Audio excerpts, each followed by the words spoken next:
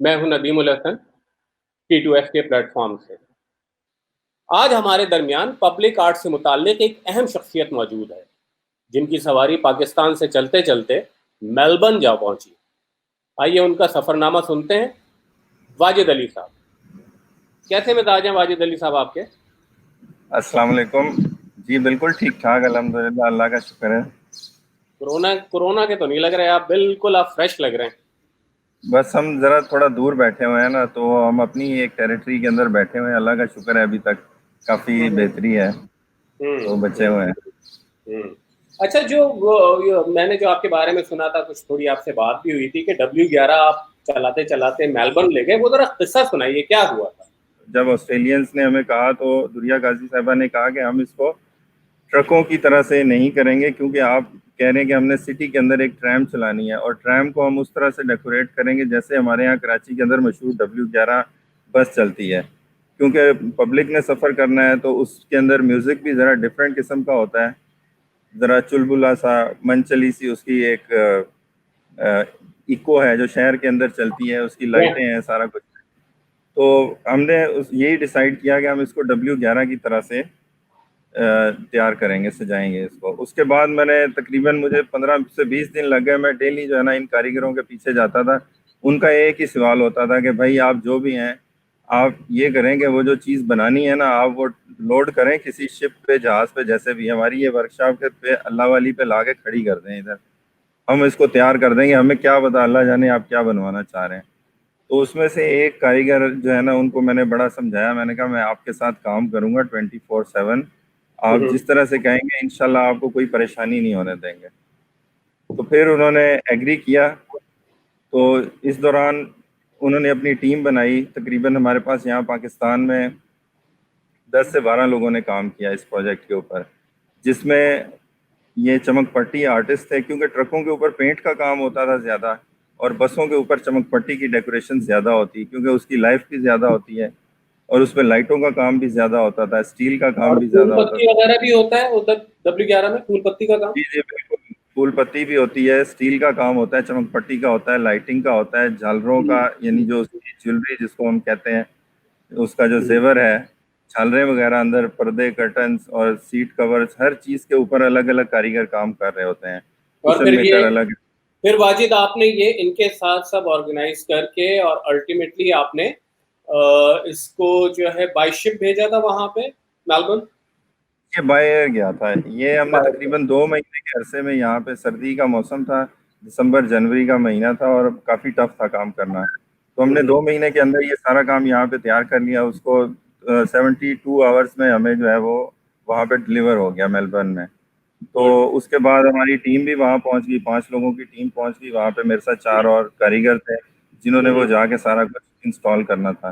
तो तकरीबन 28 दिन का टाइम था जिसके अंदर हमने इंस्टॉल किया। उसके बाद फिर उसको एक दुल्हन की तरह से तैयार करके ट्रैम को जो है ना वर्कशॉप से बाहर निकाला गया। तो हम्म। कॉमनवेल्थ फेस्टिवल के अंदर और भी मुख्तलिफ कल्चरल इवेंट्स थे। तो ये एक कल्चरल एक्सचेंज प्रोग्राम था, जिसके अंदर हमने ये, जब वहाँ मशहूर रूट है मेलबर्न का जिसको कहा जाता है सिटी सर्कल रूट, हम्म। ये तकरीबन इसके अंदर ये ट्रैम सारा दिन चलती थी, और मुख्तलिफ स्टॉप से लोग चढ़ते थे। इसके अंदर म्यूज़िक चलता था। म्यूज़िक भी हमने फिर सिलेक्ट किया कि वो मैडम नूर जहाँ और नुसरत फ़तेह अली खान का म्यूज़िक हो। तो अच्छा ये म्यूज़िक, वाजिद, मुख्तसरन ये बताइए कि आपके जो क्लाइंट थे वो कौन थे? ये बेसिकली गवर्नमेंट ही थी, विक्टोरियन गवर्नमेंट थी ऑस्ट्रेलिया से, हम्म और उन्होंने डायरेक्ट हमें अप्रोच किया था। कोई बीच में थर्ड पर्सन या कोई और आदमी नहीं था। तो हमने हम्म। डायरेक्ट गवर्नमेंट के साथ काम किया था। अच्छा, तो जब ये ट्राम चली और उसमें मलकाए तरन्नुम, नूर जहां और नुसरत फतेह अली के गाने चल रहे थे और उस तरह की चमक पट्टी एंड ऑल दैट, तो वहां पे लोगों का क्या एक्सपीरियंस था? मतलब लोग कैसे एक्स्ट्रा उसको जो है रिएक्ट कैसे करते थे उसको देख के? सबसे पहले तो हम जब वर्कशॉप के अंदर काम कर रहे थे, इंस्टॉल कर रहे थे, तो बड़ी इंटरेस्टिंग चीज़ थी कि वहाँ के उनके जो इंजीनियर्स आते थे वर्कशॉप में, वो ट्रैम वर्कशॉप थी बेसिकली, 11 ट्रैम वर्कशॉप। तो हम्म उसके अंदर वो आके हैरान होते थे कि इस तरह की चीज़ हमने कभी देखी नहीं है। आप, उनके लिए यही होता था कि इस व्हीकल को जि जो वैसे ही चल सकती है, आपको इसको सजाने की ज़रूरत क्या है। ये सबसे बड़ा क्वेश्चन उन इंजीनियर्स के जहन के अंदर होता था। और फिर हर किसी की ख्वाहिश होती थी, वो हमसे टाइम सेट करते थे कि आप ये कब चलेगी, कब हम इसके ऊपर ट्रैवल करेंगे। तो वो हमसे जो है ना उसका पूरा रूट और शेड्यूल हर चीज़ लेके जाते थे। फिर उसके बाद जब ये स्टार्ट हुआ, इसका सेशन स्टार्ट हुआ, तो उसमें पाकिस्तानी फैमिलीज ने इतना ज़्यादा हमारे साथ आके इस चीज़ को पसंद किया। यानी मैं वहाँ पे एज ए कंडक्टर परफॉर्म कर रहा था उन 12 दिनों के दौरान, और मेरे साथ 2-3 लोग वहाँ के थे जो वहाँ पे स्ट्रीट थिएटर करते थे। वो उन्होंने भी एज ए कंडक्टर वहाँ पे परफॉर्म किया। तो जो पाकिस्तानी फैमिली थी उसमें से बहुत से लोग कराची से थे, कोई कहाँ से था, वो बेचारे सिडनी और पर्थ से पता नहीं कहाँ कहाँ से आए थे कि हमने ये W11 देखनी है। और वो मुझे आके कहते थे कि आज आप रेस्ट करें, आप इस पे कंडक्टरी ना करें, आज हमें आप कंडक्टरी करने दें, इसके ऊपर अल्लाह वाली और टावर टावर कहने दें। तो वो, और फिर जिस तरह दूसरे मुल्क में जाके बंदे को थोड़ा महसूस होता है कि यार खाने का प्रॉब्लम है, ये है, वो इस तरह की भी बड़ी स्टोरीज होती थी। तो वो पाकिस्तानी फैमिलीज जो है वो हमारे लिए खास तौर पे पाकिस्तानी फूड डेली बना के ले आती थी कि आज हमारा लंच भी आ रहा है, हमारा रात का खाना भी आ रहा है। वाजिद, आपने तो अपने मुल्क में भी तो काम किया हुआ है। आपने इस्लामाबाद एयरपोर्ट पे भी जो ट्रक आर्ट है, जहाँ पे लगेज निकलता है, जहाँ से वो ट्रक आर्ट में से निकल रहा होता है, बड़ा इंटरेस्टिंग आइडिया है। उसमें भी आपने काम किया है गेस? अच्छा, मैं एक चीज़ सिर्फ उसमें से ऐड कर दूं, फिर मैं इसी तरफ आता हूं कि जो हमें सबसे बड़े कॉम्प्लीमेंट्स मिले एंड पे कि हम 72 नेशंस में हमारा प्रोजेक्ट सबसे ज़्यादा पसंद भी किया गया और उसको पब्लिक चॉइस भी मिला उसको। और उसके बाद तकरीबन 80,000 पैसेंजर्स ने वो 12 डेज में उस ट्रैम के ऊपर सफ़र किया। अब वो ट्रैम म्यूज़ियम में खड़ी है, और जो लोगों ने वहाँ बताया हमें 2006 में, उन्होंने कहा कि 92 में जब पाकिस्तान ने वर्ल्ड कप जीता था तो उस वक्त यहाँ लोगों ने इतने ज़ोर शोर से पाकिस्तान का नाम सुना था, और उसके बाद 2006 में हम पाकिस्तान का इतना नाम सुन रहे हैं कि जहाँ जहाँ तक आवाज़ जा रही है वहाँ वहाँ से ऑस्ट्रेलिया से लोग इस पर ट्रैवल करने के लिए आ रहे हैं। जी जी। तो अभी मैं इस एयरपोर्ट के प्रोजेक्ट की तरफ आऊँ। ये शुक्र है कि 92 के वर्ल्ड कप वाला रिजल्ट नहीं आया हमारे मुल्क पे, वो असरात नहीं आए जो 92 के वर्ल्ड कप की वजह से आ गए थे। डेफिनेटली कोई पॉजिटिव इम्पैक्ट ही आया होगा हमारे मुल्क में। अच्छा, ये जो मैं बात कर रहा था इस्लामाबाद एयरपोर्ट की, उसका बताइए कि क्या क्या किस तरीके से वो काम आपने शुरू किया, और आपके साथ कौन कौन लोग थे, और कितना टाइम लगा उसको बनाने में? ये हमारे साथ सबसे पहले तो हमारे दोस्त हैं मुनव्वर साहब, मुनव्वर अली सैयद साहब, आर्टिस्ट। उन्होंने मुझे कहा कि क्योंकि उनको पता था कि मैं इस तरह के प्रोजेक्ट्स मुख्तलिफ जगहों पे कर चुका हूँ, मुख्तलिफ यूनिवर्सिटीज़ के साथ मैंने वर्कशॉप्स और इस तरह के प्रोजेक्ट्स भी किए हैं, तो उन्होंने मुझे कहा कि हमारा एक्सपीरियंस है, और वो क्योंकि कराची में थे तो उन्होंने कहा हमने पूरे मुल्क से कुछ करना है इसके ऊपर। मुनव्वर बार बार आ रहे हैं और जा रहे हैं ऑनलाइन, ना सिर्फ उनको लाइन पे लाना मुश्किल होता है बल्कि लाइन पे रखना भी बड़ा मुश्किल होता है। अच्छा मुनव्वर, ये बताइए कि जो इस्लामाबाद एयरपोर्ट के ऊपर जो ये ट्रक आर्ट का एक आपने लगाया है लगेज वाले पे, तो उसके बारे में ज़रा सा बताइए कि किस तरह से शुरू हुआ, कैसे, यानी किसका आइडिया था और आपने किस तरह से इसको एग्जीक्यूट किया?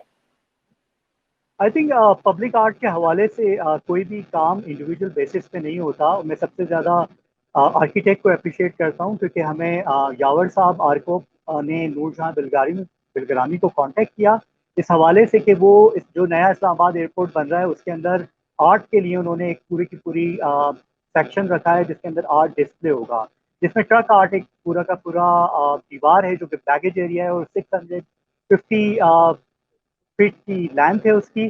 तो उन्होंने मुझे कांटेक्ट किया। उन्होंने मुझे कांटेक्ट इसलिए किया कि हम कराची के अंदर ऑलरेडी जो कराची में री इमेजिनिंग वॉल्स ऑफ कराची के नाम से एक प्रोजेक्ट कर रहे थे, जिसमें यहाँ पे ग्रेफिटी और चॉकिंग को ख़त्म करके उसकी जगह हम आर्ट लेकर आ रहे थे। तो is very interestingly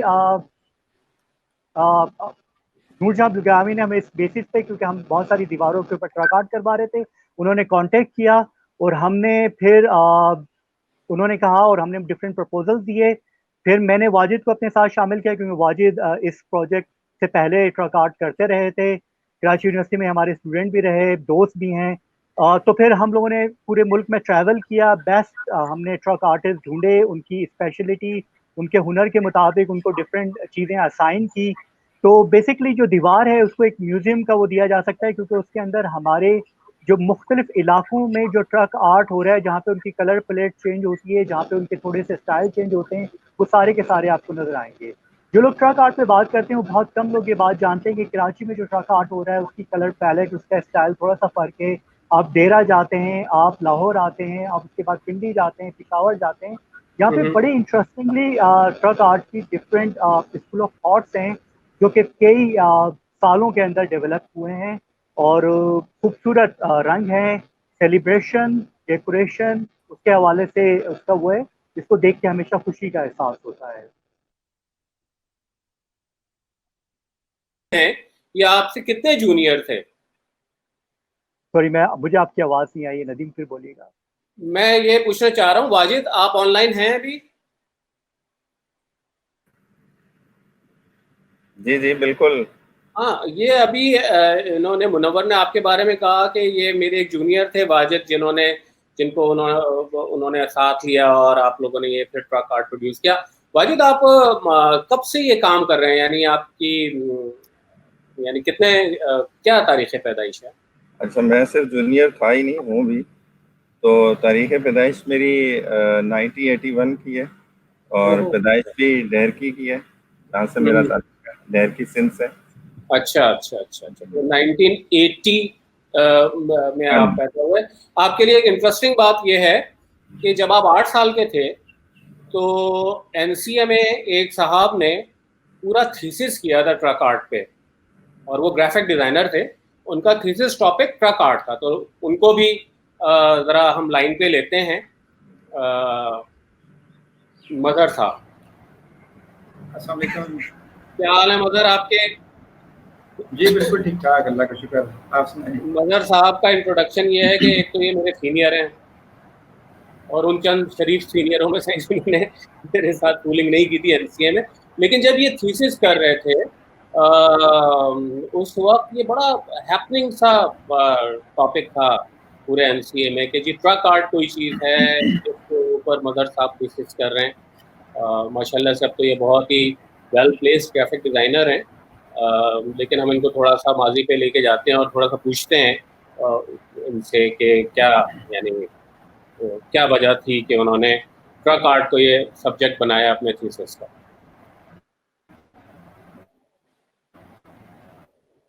ji mother. Nadeem ने आपको इसमें होगा कि जब थीसिस टॉपिक चूज किया जाता है, या जब थीसिस टॉपिक एनसीए में चूज किया जाता है आफ्टर 4 इयर्स ऑफ एजुकेशन, तो वो हर बंदे को चैलेंज होता है कि जी मेरा यूनिक होना चाहिए टॉपिक, मेरा कुछ ऐसा टॉपिक हो कि जो मैं करूँगा तो बिल्कुल दुनिया को मैं बता दूंगा, कोई नई चीज़ लेके आ दूंगा। तो everybody looked around best topic choose करने थे। I was stuck for few months, और मैं आपको बताऊं कि ऑन टाइम जैसे मेरी सबमिशन थी थीसिस टॉपिक की, तो मैं नहीं दे सका because I was not satisfied. कभी मैं किस पे काम कर रहा होता था, कभी किस पे। देन एक लोक विरसा में इस्लामाबाद में एक फेस्टिवल था, वहाँ पे हम लोग गए एनसीए की तरफ से। वहाँ पे मैं एक बुक स्टॉल पे खड़ा था, तो मैंने एक छोटी सी बुक देखी। एक फ्रेंच कपल ने पाकिस्तान विजिट किया था 70s में, and they really loved the truck and their art and their presence around northern areas. तो उस पर उन्होंने उसकी ना सिर्फ फोटोग्राफी की हुई थी, बल्कि उसकी उन्होंने कुछ स्केचेस भी बनाए हुए थे, द डेकोरेटिव स्टाइल। तो वो जब मैंने बुक देखी, the name of the book was I think art on wheels, तो मुझे बड़ा फील किया। मैंने कहा यार this can be, and I was very kind of keen on doing hand painted stuff. तो वो मुझे लगा कि मैं आई कैन डू इट। उस वक्त 89 में आपको पता कंप्यूटर्स भी नहीं थे, तो सारा कुछ मैनुअल होता था। तो that's how I chose my topic. उससे पहले मतलब मुझे इतना आइडिया नहीं था कि ट्रक आर्ट को मैं आर्ट भी समझता था या कुछ ऐसा, लेकिन जब मैंने वो किताब देखी और मुझे लगा कि हाँ यार ये तो हमारा आर्ट है, and we were kind of unaware कि हमारे इर्द गिर्द फिर रहे होते थे तो हम गौर ही करते थे। तो या इन अदर वर्ड्स हमें एक फ्रेंच ने आगे बताया कि ये जो आपकी रोडों पे चल फिर रहा है ये आर्ट है और हमें अच्छा वी टेक इट सीरियसली। बिल्कुल ऐसा ही हुआ ना। और मुझे ऐसा लगता है कि पाकिस्तान से ज़्यादा जो है, पाकिस्तान से बाहर मतलब अमेरिका में या इंग्लैंड में या मेलबर्न में, जो वाजिद ने बताया मेलबर्न में, वो लोग हमें ज़्यादा शायद अप्रिशिएट करते हैं। उनके लिए एक नई चीज़ होगी, हमारे लिए शायद इतनी नई नहीं होगी। मुझे सिर्फ ट्रक आर्ट में एक चीज़ बड़ी इंटरेस्टिंग लगती है, वो मैं ज़रूर पढ़ता हूँ कि उसके पीछे एक लाइन लिखी होती है तेनू हाँ, दिल बरसां, शेरो या शेरो वो शायरी। जी जी जी माँ की दुआ एसी की हवा हाँ जी, बिल्कुल। वो मुझे दीज बड़ा द इंटरेस्टिंग लगता है। पोएटिक, हाँ जी, जो जी पोइट्री है ना, जो ये बेसिकली ये डिपिक्ट करती है हमारी पॉलिटिकल, हमारी सोशल जो चीजें चल रही होती हैं, हर रोज चेंज होती रहती है। अब जब F-16 की जमाना था तो F-16 के शेर बन रहे थे, जब जी जी गौरी मिसाइल का जमाना था तो गौरी मिसाइल के ट्रक बन रहे थे और जी, उसका भी मैं शेर आज बन रहे थे। आज आ रहा था अब ऑफिस तो मैं बराबर में मेरे F-16 था और एक तरफ रॉकेट था, एक तरफ हाँ F-16 जी, था। बिल्कुल बिल्कुल। अच्छा तो ये मुनव्वर सारा की इस बात तरह करें, का। हाँ जी, मुनव्वर ये जो पब्लिक आर्ट की हम बात कर रहे हैं जिसके ऊपर आज हमने सोचा कि कुछ गुफ्तगू की जाए कोरोनाई हालात में, तो ये बताइए कि इसकी तो कई तरह की फॉर्म्स है ना, मतलब truck art is one form of public art. जैसे आपने किया कि आपने जो है ग्राफिटी है, तो मैंने देखा कराची एयरपोर्ट के पास आपका काम बड़ा इंटरेस्टिंग है। उस पर भी अभी बात करते हैं, थोड़ा सा आगे बढ़ते हैं। लेकिन ये जो सिनेमा बोर्ड पेंटिंग है, आप इसको समझते हैं कि ये पब्लिक आर्ट है? टू मी, मेरे हिसाब से तो है पब्लिक आर्ट, जो अब डाई आउट होता जा रहा है मगर साहब की वजह से, क्योंकि ये ग्राफिक डिजाइनर हैं और इन्होंने जो स्किल्स ले आए हैं उसकी जगह पे।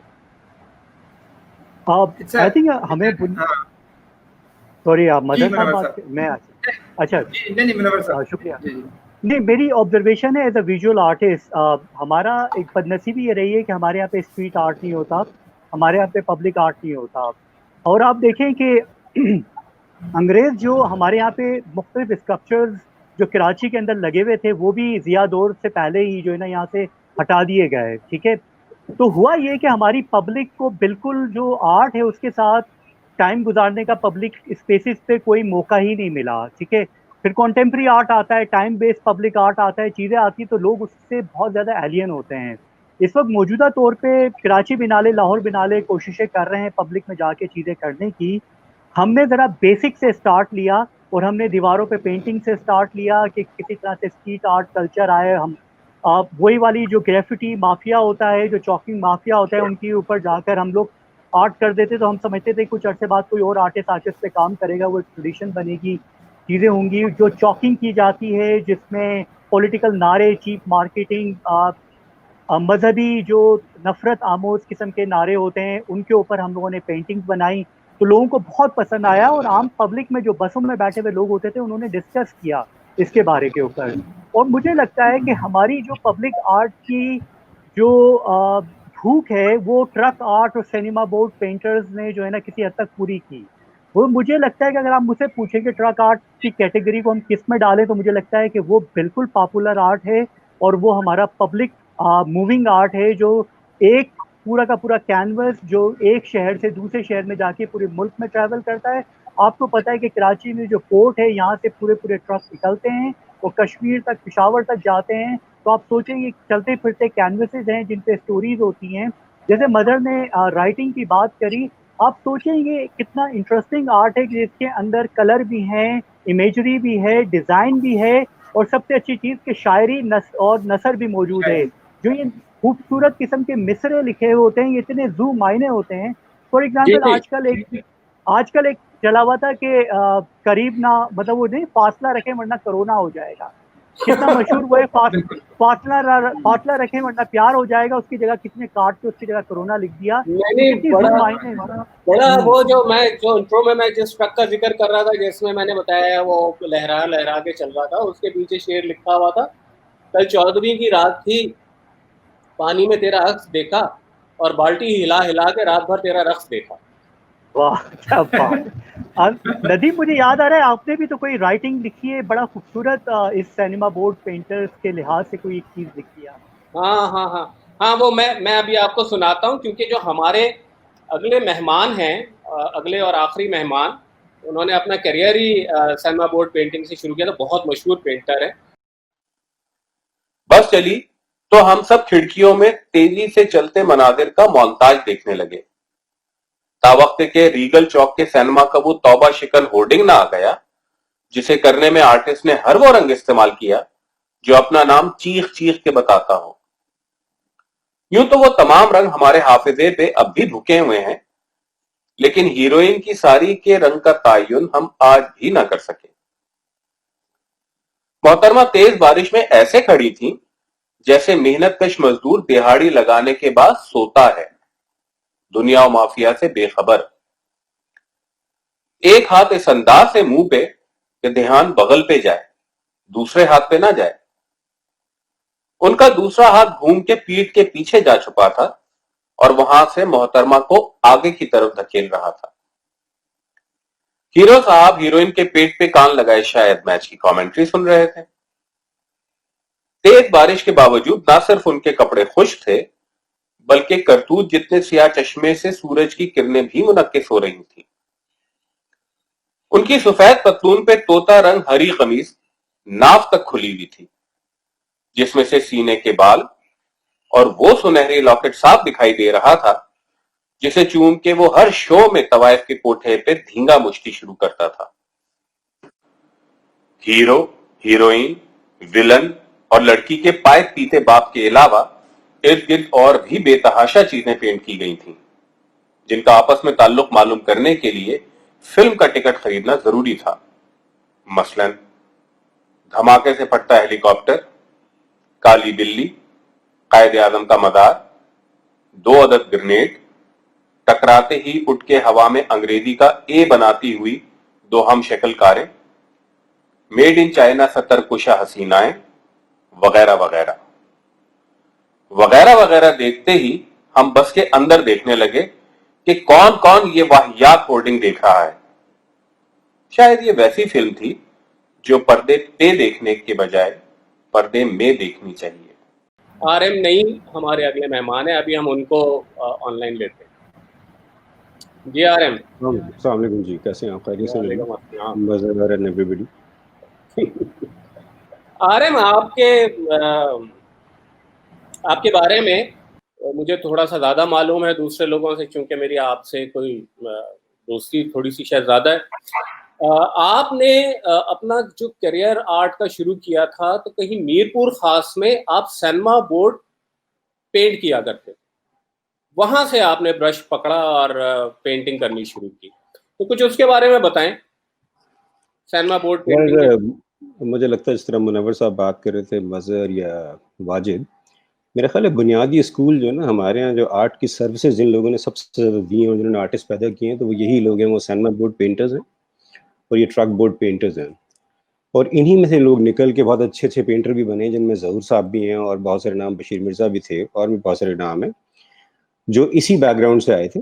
तो मेरा ख्याल है उन्होंने जो अपनी सर्विस की वो ज़्यादा स्ट्रॉन्ग तरीके से की। अगर मैं स्कूल्स को कंपेयर करूँ तो शायद स्कूल्स में जो आर्टिस्ट पैदा किए, तो हमने तो उनके नाम बहुत लेट आके सुने, हमें तो पता ही नहीं था कि वो कौन लोग हैं कौन नहीं है।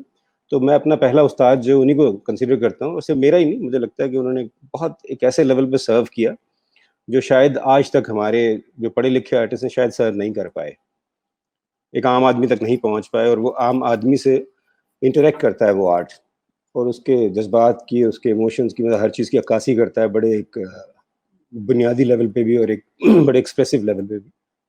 कि जहाँ हम आर्ट की बात करते हैं तो वहाँ एक अनस्ट्रक्चर्ड और ओपन एंडेड किस्म का आइडिया होता है जिसकी कोई फॉर्म नहीं होती। जब हम उसको ब्रेन से निकाल के फॉर्म में लेके आने की कोशिश करते हैं, तो वहाँ आपका ब्रेन और बॉडी जब काम में आती है, तो वो एक क्राफ्ट की वहाँ जरूरत पड़ती है उस आइडिया को एग्जीक्यूट करने के लिए।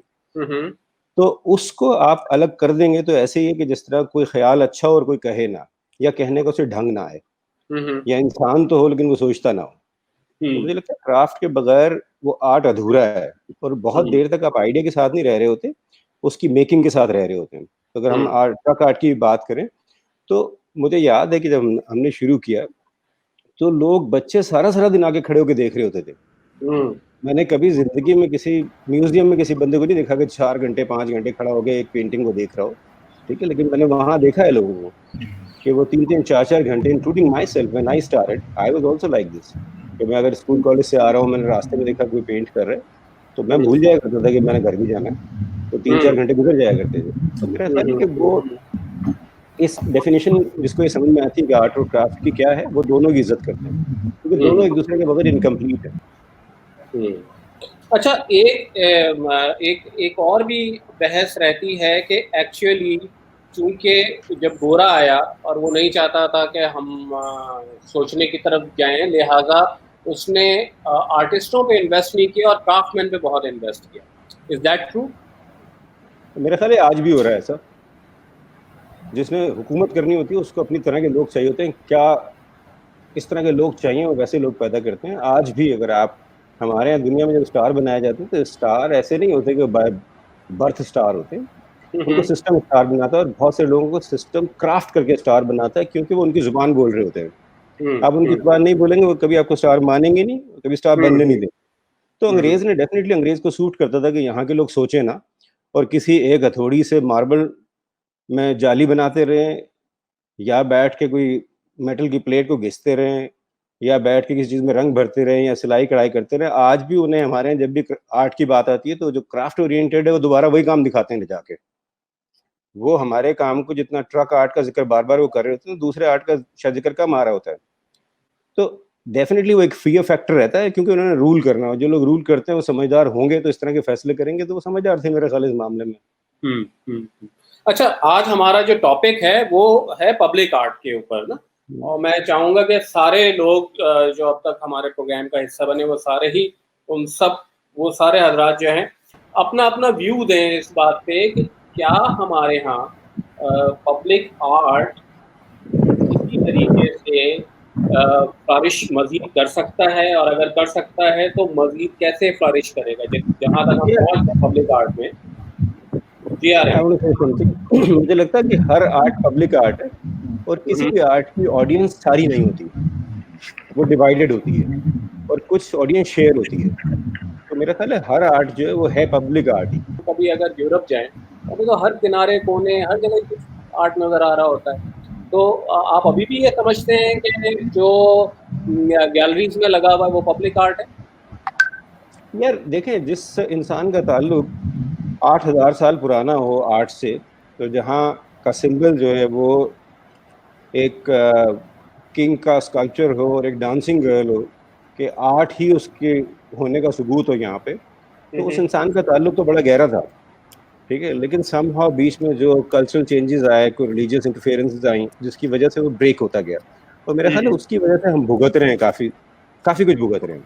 कि अगर वो कनेक्शन क्लियर होता और हमारे बीच में जो इंटेलेक्चुअल्स आए थे वो 2 नंबर ना होते, और वो क्लैरिटी के साथ रिलीजन को भी समझते और उसी तरह पास ऑन भी करते चीज़ों को इंटेलेक्चुअली, तो चीज़ें सर्विस की तरह से की नहीं गई, बेसिकली पोलिटिकली कैश कराई गई हैं। और दूसरा है कि गैलरी में जो लोग आते हैं या दूसरे, वो तो वही लोग हैं, ठीक है। बात ये कि किसने मना किया है, हम अपने लोगों को क्यों नहीं इनवाइट करते, ठीक है। मुझे शिकायत नहीं है, ठीक है, मेरे शो पे बहुत ज़्यादा लोग हैं, अल्लाह का बड़ा शुक्र है, क्योंकि मैं एक एक को इनवाइट करता हूँ, आए, ठीक है। लेकिन ये सर्विस है, मैंने आपसे कहा ना कि हर शेर हर किसी के लिए नहीं है, ठीक है, हर आर्ट हर किसी के लिए नहीं, ये बात मान लेनी चाहिए। और चीज़ें इंसान को ये लीवरेज देना चाहिए कि वो आहिस्ता आहिस्ता जो ग्रो करना चाहते हैं वो इनिशिएट करते हैं। जो लोग इनिशिएट नहीं करेंगे वो ग्रो नहीं करेंगे। तो बेसिकली इनिशिएट मुझे नहीं करना, सिस्टम को, गवर्नमेंट को करना चाहिए इनिशिएट, कि वो पब्लिक प्लेसेस बनाए, वो म्यूजियम बनाए, मोनूमेंट जो है वो किसी बैरोक्रेट को देने के बजाय किसी आर्टिस्ट को दे, ठीक है, कि वो अपनी तरह से शहर को कैसे देखना चाहते हैं, ठीक है। उसकी जो टीम है सेलेक्ट करने वाली, वो भी आर्टिस्ट की कमेटी होनी चाहिए, ना कि कोई बैरोक्रेट डिसाइड करेगा कि आर्ट शहर में कैसा लगेगा। तो जब एक बच्चा घर से निकलेगा, उसे एस्थेटिकली एक अच्छा शहर नजर आएगा, ठीक है, तो उसमें ऑटोमेटिकली वो सेंस डेवलप होगी। जिस तरह हम बाहर की एग्जांपल देते हैं, तो वहाँ पे एस्थेटिक की हर चीज सिस्टम से गुजरी है। तो हर एक्ट में एजुकेशनल होता है, देखने से लेके चलना, किसी चीज को हाथ लगाना, एक्सपीरियंस करना, सारी चीजों का। तो वो जब शुरू से आप एजुकेट नहीं करते हैं तो उस पर ये बोझ डाल देंगे, वो आर्ट आगे देखेगा, वो नहीं देखेगा आर्ट। लेकिन आलम में ये जो है ना, एक जो हमारे यहाँ जो एक ट्रेनिंग होती है ना, एक तो वो ट्रेनिंग होती है जब हम स्कूल में होते हैं तो ड्राइंग की एक क्लास होती है, शायद वो किसी एक सर्टन लेवल पे किसी तरीके की कोई ट्रेनिंग हो जाती हो। लेकिन हम अपनी गलियों, मोहल्लों, सड़कों के ऊपर जो अमाउंट ऑफ आर्ट है वो हमारे यहाँ बहुत कम होता है, और जो होता है वो तो माशाल्लाह आपको अंदाजा ही है किस तरीके का हो रहा है। पता नहीं, आई एम सॉरी नदीम, पता नहीं किस स्कूल सिस्टम की बात कर रहे हैं। देखिए, प्राइवेट स्कूल सिस्टम ने विन अगर किया इसीलिए किया है कि वहाँ पे जो टीचर्स हैं उन्होंने बेहतर लिए, तनख्वाह उन्होंने बेहतर दी, अच्छे। मैं भी आज सब लोगों को कहता हूँ कि यार हर एक के लिए जो 2-3-4 मशहूर कॉलेजेस हैं, स्कूल्स हैं, सिर्फ वो नहीं होते। अगर आपने सीरियसली सर्व करना है तो आप प्राइमरी स्कूल सिस्टम में जाके सर्व करें, ठीक है। अब वो क्यों सर्व करेंगे बेचारे, जब उनको एक प्राइवेट सिस्टम दे रहा है 50,000 रुपए और दूसरा सिस्टम दे रहा है 15,000 रुपए, तो वो क्यों जाएंगे, उन्होंने खाना कमाना भी है ना। तो मेरा बार बार शिकवा जो है वो ऊपर जो बैठे साहिब इख्तिदार जो है उनसे है कि आप जिस चीज को फ्लरिश करना चाहते हैं वहां उनमें लोगों को हीरो बनाएं, लोकल हीरो पैदा करें, किसी और से ना कहें कि हमें हीरो बना के दें। जब आपके लोकल लोग हीरो होंगे, मुझे बताएं कितने लोग हैं आज जो शायर बनना चाहते हैं, कितने लोग हैं जो अदीब बनना चाहते हैं, क्योंकि हमने शायर, अदीब और आर्टिस्ट की शक्ल जो फिल्मों में ऐसी दिखाई है कि उस फिल्म को देख के मैं अपने बच्चे को बनाना नहीं चाहता। तो जब आके हम लोगों ने बड़ी कोशिश की है कि वो इमेज चेंज हो थोड़ा सा, और खुदा का शुक्र है कि बहुत चेंज हुआ है, ये सब लोग जितने बैठे हैं माशाल्लाह इन सब ने बड़ी एफर्ट की है चेंज करने के लिए। तो अब जाके कहीं सुनने को मिलता है कि कोई बच्चा आर्टिस्ट बनना चाहे तो खुशी होती है। तो वो स्कूल सिस्टम में जब प्रोफेशनल्स नहीं पढ़ाएंगे, ठीक है, प्रोफेशनल भी देखें, टीचिंग मुझे लगता है एक बहुत सूफियाना काम है, सूफियों का काम है, क्योंकि तनख्वाह तो मिलनी नहीं होती वहाँ पे, और हर अच्छा टीचर जो है वो स्कूल से बाहर ज्यादा कमा सकता है अगर वो टाइम दे रहा है, या अच्छा प्रोफेशनल कोई भी, तो उसकी बड़ी सर्विस है। तो उसको स्टेट लेवल पे उसको अप्रिशिएट करना चाहिए, हम नहीं करते। जब तक ये नहीं करेंगे हम उस फील्ड में लोगों को डेवलप नहीं कर सकते, ये ट्रुथ है। हमें नुसरत फतेह अली खान भी कोई और बना के देगा, ठीक है, हमें ट्रक पेंटिंग भी कोई और आके बताएगा कि ये आर्ट है, हम दूसरों का इंतजार करते रहते। लेकिन मैं उससे पहले वाजिद से पूछना चाहता हूँ, क्योंकि वाजिद जो है गुजरात यूनिवर्सिटी के अंदर प्रोफेसर हैं, तो मैं समझना चाहता हूँ कि आपका वहाँ पे जो डिपार्टमेंट है और आप प्रोफेसर हैं वहाँ पे आर्ट के अंदर, तो आपका कैसा तजुर्बा है? मतलब हम समझते हैं बदकिस्मती से कि जी गुजरात के अंदर तो ऐसा कुछ इंटरेस्ट नहीं होता होगा लोगों को आर्ट वगैरह का। यहाँ पे अब मुझे तकरीबन 9 साल हो गए हैं। जब मैं शुरू में आया था यहाँ पे बहुत ही मुश्किल था यहाँ पे हमारे लिए काम करना और यहाँ पे समझना, जिसके लिए हमें बहुत ज़्यादा एफर्ट्स करनी पड़ी।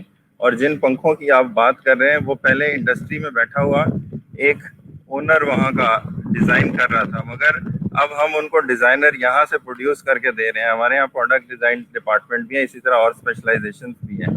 तो ये एक ट्रायंगुलर हब है यहाँ पे, गुजरात, सियालकोट और गुजरावाला। तो यहाँ पे बहुत ज़्यादा इंडस्ट्री है जो कि सारे मुल्क को सर्व कर रही है। आप पंखों से लेके स्पोर्ट्स गुड्स से लेके और जो आपका फर्नीचर वगैरह हर चीज़ की आप बात कर सकते हैं। तो यहाँ पे बहुत ज़्यादा डिज़ाइनर अवेलेबल हैं। और स्टूडेंट हमारे पास शुरू में इनिशियली हमें प्रॉब्लम इस तरह के आए थे कि फाइन आर्ट्स में जिस तरह 2 स्टूडेंट्स आ गए, नेक्स्ट ईयर 1 स्टूडेंट आ गया, हमें समझ नहीं आ रही थी हम क्या करें। फिर इसके लिए मैंने काफ़ी एफर्ट्स किए, हमने फिर प्रेजेंटेशंस बनाई और जितने डिग्री कॉलेजेस हैं यहाँ पे, लाला मूसा, खारियाँ, गुजरावाला, सियालकोट और मंडी बहाउद्दीन, वहाँ जा के हम उनको प्रेजेंटेशंस में देता रहा हूँ कि आप देखें ये भी कोई फील्ड है, यहाँ पे भी आके आप इसके अंदर सर्व कर सकते हैं। तो फिर आहिस्ता आहिस्ता ये इसको टाइम लगा, ये कोई ऐसी चीज़ नहीं थी कि पहले तो 3-4 साल हमें कन्विंस करने में लगे। अब अल्लाह का शुक्र है कि हमारे पास इतनी स्ट्रेंथ होती है कि वो इजीली मार्केट के अंदर काम कर रही है। हमारे पास कभी यहाँ पे डेफिशिएंसी नहीं हुई कि हमें। अच्छा, मैं मुनव्वर आपसे एक बात पूछना चाह रहा था कि अभी हमारी बात चल रही थी जो RM नईम से पब्लिक आर्ट के ऊपर, तो आपकी क्या टेक है इसके ऊपर? पब्लिक आर्ट जो मैं जो बात कर रहा था कि मेरा ये ख्याल है, क्योंकि मैं कोई आर्टिस्ट वगैरह तो हूँ नहीं, मैं तो आर्किटेक्ट हूँ, तो मेरा ये ख्याल था कि जो आर्ट स्टूडियोज अपना गैलरीज में दिखा रहे हैं और वो उसको मैं पब्लिक आर्ट, मेरा ख्याल था कि वो नहीं है, तो इसलिए मैंने RM से ये पॉइंट उठाया। आपका क्या ख्याल है, ये बताइए। नहीं, मैं बिल्कुल आपकी बात से एग्री करता हूँ, और देखें इसमें बहुत ज़्यादा कसूर आर्किटेक्ट्स का भी है, हम उस पर बाद में आते हैं। क्योंकि दुनिया भर में ये होता है कि आर्किटेक्ट सोचता है कि एक पब्लिक बिल्डिंग के अंदर किस तरह से आर्ट को इंटरवेंट करना है, जहाँ पे पब्लिक ने आना है और करना है, ठीक है। मैं आपको 2 एग्जाम्पल देता हूँ। हजारों लोग साकेन की पेंटिंगों को दिखाते हैं और कहते हैं हमारे पास लाखों की पेंटिंग है, लेकिन वो पेंटिंग जो फेयर हॉल में लगी हुई है वो पब्लिक आर्ट है, जिसको आम पब्लिक जाकर जो फेयर हॉल में घूम रही होती है, या वो जो म्यूजियम में जो उन्होंने म्यूरल बनाया है, या वो जो डैम के अंदर उन्होंने म्यूजियम बनाया, this is the public art. Naeem साहब की मैं एग्जांपल देता हूँ कि नईम साहब का बहुत आला काम है, लेकिन जो अभी कराची बिनाले में उन्होंने बिन कासिम पार्क में इंस्टॉलेशन की थी, my favourite one art work, that's a public art यार, जिसको हजारों लोगों ने देखा और उनके दिमाग की मेमोरी से कभी निकलेगी नहीं। अपने घर में कभी मिर्ची को देखेंगे या मिर्ची का कोई सालन खाएंगे या इस मुल्क के अंदर कोई ऐसी बात सुनेंगे तो वो इंस्टॉलेशन, वो कब्रें, वो मुर्दे उनको कभी भी जो है ना उससे या नहीं मिर्ची का निकलेंगे। फुकदान होगा तो बिल्कुल। आपने उस वक्त वो मिर्ची से काम बनाया जब वो हद पता ही 300 रुपए किलो चल रही थी, तो वो वैसे ही लोग उससे बड़े परेशान थे। तो मैं ये कहना चाहता हूँ दिस इज, ये बुनियादी फर्क है। जरूर अखलाक का काम लोगों के पास है, बड़े प्राउडली कहते हैं ये लाखों का काम है, लेकिन जो काम उनका कराची के अंदर बहरिया म्यूजियम में जो उनकी फिश लगी हुई है, this is a public art. Unluckily हमारे यहाँ पे कॉर्पोरेट सेक्टर ने, हमारे यहाँ पे गवर्नमेंट के इदारों ने उन रियल आर्टिस्टों को अप्रोच ही नहीं किया जो काम कर सकते हैं, जो बना सकते हैं, जो पब्लिक में लगा सकते हैं। और पब्लिक वहाँ पे बैठकर चाहे अपनी सेल्फियाँ खिंचवाए या कुछ बैठ के उसके बारे में डिस्कस करे, वो नहीं हुआ। उन्होंने बिल्कुल सही कहा कि ब्यूरोक्रेट बैठ के या जो बैठ के, आई डोंट नो, वो आर्टिस्ट नहीं होते जो शहर के मुख्तलिफ राउंड अबाउट पे जो आर्किटेक्चरल मॉन्यूमेंट लगाते हैं, जिनकी हमें आज तक कभी हमें स्ट्राइक नहीं कर समझना है। पाता। जी हाँ, बिल्कुल। आप देखें, अल्लाह वाली चौरंगी थी कराची के अंदर, हर कोई उसके बारे में बात करता था क्योंकि वो वाकई में अंदर एक अट्रैक्टिव किस्म का राउंड अबाउट स्ट्रक्चर था। लेकिन अनलकीली हमारे यहाँ पे जो भी आर्किटेक्ट और उनसे पहले उनके जो भी क्लाइंट होते हैं वो डिज़ाइन करवाते हैं, वो ना अप्रोच करते हैं, ना उस पब्लिक आर्ट की अवेयरनेस को फैलाने में हेल्प करते हैं। तो सबसे बड़ी बात ये कि हमें पॉपुलर आर्ट म्यूजियम बनाने की ज़रूरत है। हमें यहाँ पे परमानेंट आर्ट के म्यूजियम बनाने की ज़रूरत है। खैर यकीनन वो हम ही करेंगे, गवर्नमेंट तो नहीं करेगी। तो अब आप देखेंगे आपके शहर में कोई आता है, आप उसको कहाँ ले जाके अपना कंटेम्प्रेरी आर्ट दिखाएंगे? कोई एक म्यूजियम बताए शहर के अंदर आप ऐसा। इस्लामाबाद में नेशनल गैलरी है जो वक्तन फ़ौक्तन एग्जीबिशन करती है, लेकिन I am talking about the permanent old master contemporary artist का काम जहाँ पे लगा हो, कोई दुनिया से आपके पास आता है, आप उसे दिखा सकें कि यहाँ के लोग क्या सोचते हैं, यहाँ के लोग क्या बना रहे थे, 80s में क्या कर रहे थे जब दिया टाइम था, 90s में क्या कर रहे थे, मुशर्रफ के बाद अब हम क्या कर रहे हैं। ये सारी चीज़ें जो आर्टिस्टों ने बड़ी एफर्ट की है, वो सही पे डॉक्यूमेंट होनी चाहिए। वही पब्लिक म्यूजियम होगा, वही पब्लिक गैलरी होगी। ये मेरा नहीं, ये आप जो थोड़ा सा आपने बंदूक की नाली मेरी तरफ की थी कि ये आर्किटेक्ट्स जो हैं वो बिल्कुल भी इसमें कुछ अपना कंट्रीब्यूट नहीं करते, तो वो थोड़ा सा मुझे लगा कि आप जज्बाती हो गए, क्योंकि आपने अभी गुफ्तगू में सबसे पहले बात यही की थी कि जो ट्रक आर्ट इस्लामाबाद एयरपोर्ट पे लगा हुआ है, तो वो एक आर्किटेक्ट ने ही रेकमेंड किया था कि ये ऐसे हो। और ऑनेस्टली स्पीकिंग मेरे ऑफिस में कोई एक ऐसा प्रोजेक्ट मुझे नहीं मालूम जिसके अंदर हम आर्ट सजेस्ट ना करते हों, लेकिन वो अनफॉर्चुनेटली कहीं पे एग्जीक्यूट हो जाता, कहीं नहीं हो जाता। एक बिल्डिंग मैंने की थी मरी में, RM नईम में देखी है, वो वहाँ पे विजिट भी कर चुके हैं। तो हमने बहुत ही मेहनत से एक खूबसूरत सी कोई एक आर्ट वर्क की जगहें क्रिएट की उसमें, और जब हमने गवर्नमेंट को बोला कि भाई यहाँ पे जो है आर्टिस्ट का काम लगना है, तो उन्होंने कहा भाई साहब ये क्या होता है, मतलब इसका बजट कैसे होगा और एंड पे कितने फिर रुपए अपनी तस्वीरें लगा दी वहाँ पे, लगेगा। आपको मुनव्वर एंड पे उसने अपनी तस्वीरें लगा दी वहाँ पे। चलो ये भी बड़ी बात। लेकिन एंड में उस जगह पे फिर मैंने चूंकि वो जगह एक एस्टैब्लिश की हुई थी और उस हिसाब से लाइटिंग हुई हुई थी, हर चीज़ हुई हुई थी और इफ्तिताह होने वाला था, तो जो ड्यूरिंग कंस्ट्रक्शन मैंने कुछ फोटोग्राफी की थी तो वो मैंने प्रिंट करके वही फ्रेम में करके लगा दी। मेरा पॉइंट ये है कि हमें बड़ा मुश्किल हो जाता है क्लाइंट को ये समझाना कि भाई साहब ये आर्ट भी एक चीज़ होती है और उसका BOQ नहीं बनता कि इतने रुपए स्क्वायर फीट में ये पेंटिंग लगेगी। ये एक दुश्वारी है और वो ऑब्वियसली आपकी सोसाइटी है, उसके साथ ये सब चीज़ें लगी हुई हैं। तो RM नहीं, एक बात बताइएगा कि ये जो प्रॉब्लम, मतलब हम तो बात कर रहे हैं कि हम किसी तरीके से अपनी सोसाइटी के अंदर की जो आर्ट है इसकी अवेयरनेस को बढ़ाने के लिए कोई तरह की एफर्ट करें, तो हमें क्या करना चाहिए? यानी जनरली, यानी मैं एक आर्किटेक्ट हूँ, मजहर जो हैं वो ग्राफिक डिज़ाइनर हैं, तो हम किस तरह से कंट्रीब्यूट कर सकते हैं कि यार सोसाइटी ओवरऑल सॉफ्ट चीज़ों की तरफ भी देखे? क्या होना चाहिए आपके? अभी आई थिंक ये जो T2F की एफर्ट है ना, मेरा ख्याल है ये हमें से इनकरेज करना चाहिए तो जब तक इस तरह के फोरम पे इस तरह की बातें नहीं होंगी और जिनका नाम लिए जा रहा है उनके कानों तक जाके नहीं पहुंचेंगी, ये मैं अकेला लिखूंगा, उससे कोई फर्क नहीं होगा। ठीक है, जब तक कि हम इस तरह के फोरम पे बैठ के 2 4 5 लोग बात करेंगे तो कहीं ना कहीं बात पहुंचती है। पहला ये कि उनसे उम्मीद रखना सिर्फ कि वो करेंगे, मैं नहीं समझता इस बात को। पहले आपको ये क्वेश्चन करना चाहिए कि आपने खुद क्या किया। मैं अपनी कैपेसिटी में, मुझे कोई किसी तरह की वो नहीं है कि रिग्रेट, मैं अपनी कैपेसिटी में सब कुछ कर रहा हूँ। मैंने अपने आप को अवेलेबल किया कि मैं 2 घंटे स्टूडियो में होता हूँ, जिसने मर्जी आना है आए, आके मुझसे बात करे, जो पूछना है। फ़ोन पे मैं 24 आवर्स अवेलेबल होता हूँ। ठीक है, तो आप कुछ कोशिशें, मैंने जिस तरह से कहा कि इंडिविजुअल के हाथ में नहीं होती हैं। जब तक स्टेट नहीं सोचेगी, जितना टाइम पॉलिटिशियंस को मिलता है, अगर इतना टाइम आर्टिस्ट को आप दें तो मैं कहता हूँ काफ़ी बेहतर चेंज आ जाएगा टीवी पे। ठीक है, तो आप जिस चीज़ की इंपॉर्टेंस समझते हैं उसको टाइम दे के देखें, रिजल्ट ऑटोमेटिकली आएगा। तो अभी कुछ टीवी चैनल्स हैं जो शुरू किए हैं, जो प्राइवेटली वो लोगों ने वो एफर्ट कर रहे हैं, तो चीज़ें होंगी। लेकिन जिस तरह से इंटरनेशनली आप ज़्यादा बेहतर जानते हैं मेरे से कि जब बिल्डिंग अप्रूव होती है तो वहाँ एक सर्टेन परसेंटेज रखी जाती है आर्ट वर्क के लिए, तो जब तक वो देख के अप्रूव ना हो जाए, बिल्डिंग अप्रूव नहीं होती। 5% होता है दुनिया भर में।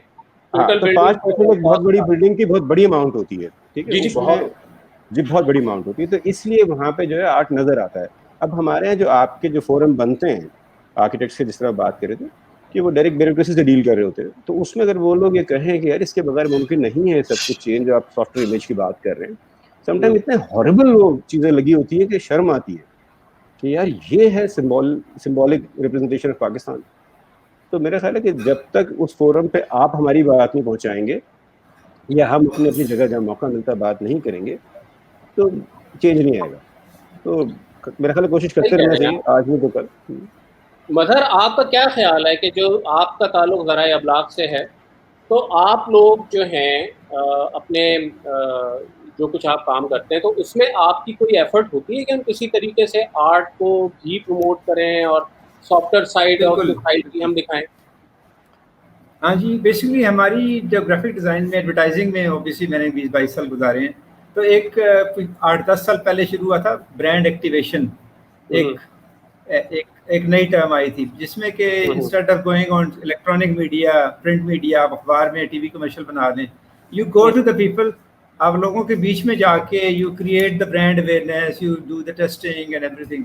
तो आई थिंक वो शुरू हुआ था जिसकी वजह से ना we could associate ourselves the brand itself, और हम एज ए ग्राफिक डिज़ाइनर हम लोगों को सोच के करते थे। जैसे हम पब्लिक फिगर्स को ले लेंगे, फर्ज करें हम सेलिब्रिटी एंडोर्समेंट को हम यूज़ कर लेते थे। हम कहेंगे कि फलां जगह पे इतने बजे ये सिंगर आतिफ असलम या कोई और सिंगर, जो वो बेसिकली ही विल सिंग, और फिर आप उससे अपनी पसंद के गाने सुनेंगे while we were creating the brand awareness. हम उनके मे भी अगर कोई कॉफ़ी का चीज़ है तो हम कॉफ़ी सर्व कर देंगे। तो आई थिंक इस तरह से हम एक लिंक इस्टेब्लिश कर रहे हैं। इंटरनेशनली भी ये ऑब्वियसली टर्म है, हम लोकली भी शुरू हुई है कोई पिछले 10-15 साल से। उससे पहले टोटली 2 ही चीज़ें थी कि जी अखबार में चले जाएं और टीवी में चले जाएं। अब since social media is more active, तो अब सोशल मीडिया पे it's like 360-370 degree total communication. आप उसमें कुछ भी कर दें, आप इंटरेक्टिविटी क्रिएट कर दें, आप वो कर दें। पब्लिक आर्ट को हम एज ए बंदों के साथ लिंक इस्टेब्लिश करने के लिए यूज़ करते हैं। जिसका ग्राफिटी का आपने जिक्र किया था, हम पूरा एक वो बना देते हैं, एक वॉल ऐसी पूरी ग्राफिटी की, एंड हम कहते हैं कि come and do the graffiti with us, अपना आर्ट हमारे साथ शेयर करें, और फिर उसके जवाब में हम अपना ब्रांड, जूस और व्हाटएवर वी हैव, हम उनको थोड़ा वो बताते हैं कि जी दिस फ्रॉम दिस ब्रांड, और ये आप कर लें। आप बाटा के कई ऐड आपने देखे होंगे जिसमें उनको आर्ट कंपटीशन में कोशिश करते हैं कि करवाएं, और उसमें अच्छे अच्छे प्राइजेस होते हैं कि you go to the Disneyland, the winner would go to the Disneyland. तो इस तरह की चीज़ें हैं। बट आई थिंक वो वही बात है कि ये बहुत सारी चीज़ें क्लाइंट को मनाने में, समझाने में भी बहुत टाइम लगता है, और दे थिंक कि यार पैसे ज़ाया हो जाएंगे। तो वो आई थिंक, लेकिन ये कि things are getting better obviously. कोई बात नहीं। आपने अभी बात की सोशल मीडिया की, और RMA ने बात की T2F की, तो बहुत शुक्रिया T2F के, आपने हमें मौका दिया और एक प्लेटफॉर्म दिया कि हम ये सारी बातें कर पाएँ। तो मेरा ख्याल है कि इस डिस्कशन को तो हम जितना लंबा चाहें उतना कह सकते हैं, लेकिन इस वक्त के लिए इतना ही। बहुत शुक्रिया वाजिद, बहुत शुक्रिया मुनव्वर, बहुत शुक्रिया RMA, बहुत शुक्रिया मज़हर, आपका भी बहुत शुक्रिया।